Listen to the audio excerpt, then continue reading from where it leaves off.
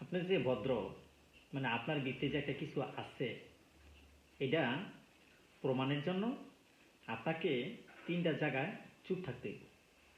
3টা জায়গা। নাম্বার 1, যখন কেউ কথা বলে তখন তার মুখ থেকে কথা নিয়ে কথা বলবেন না। অনন্ত তাকে সেন্টেন্সটা কমপ্লিট করতে দিবেন। আপনার যদি কিছু বলার থাকে সেটা পরে বলেন। আগে একটা ব্যক্তি কি বলতে চাচ্ছেন সেটা শুনেন। কিন্তু আমাদের মধ্যে অনেকেই আছেন, একজনের মুখের কথা টাইনা নিয়ে আরেকজনে বলা শুরু করেন। এই কাজটা করবেন না। এটা মারাত্মক পরিমাণে একটা অভদ্রতার কাজ।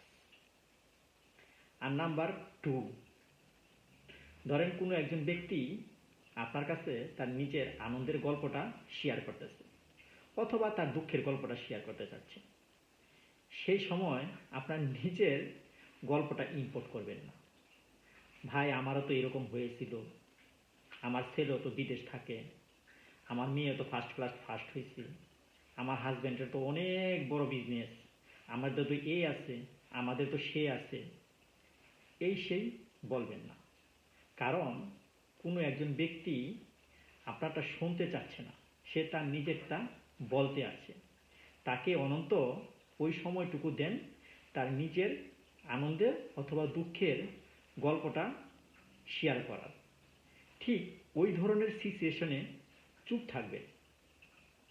আর নাম্বার 3 হলো, ধরেন কারোর সম্বন্ধে আপনার খুব ভালো ধারণা, ওই সমস্ত জায়গায় মুখ খুলেন।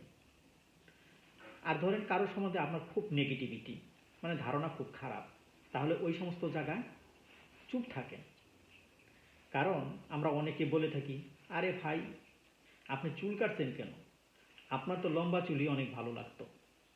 আরে আপা, আপনি দিন দিন এত শুকিয়ে যাচ্ছেন কেন? আপনার শুকনাতে তো ভালো লাগে না, আপনি তো আগেই অনেক ভালো ছিলেন। আরে আপা, আপনি মেকআপ করছেন কেন? আপনার তো মেকআপে ভালো লাগে না, আপনার তো আগেই অনেক সুন্দর লাগতো, ন্যাচারালি আপনি অনেক সুন্দর।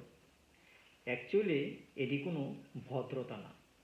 এই ধরনের অপ্রয়োজনীয় এবং অবাঞ্ছিত কথায় মানুষ বিরক্ত বোধ করে। সুতরাং চুপ থাকাতেই যদি ভদ্রতা প্রকাশ পায়, তাহলে চুপ থাকাই ভালো।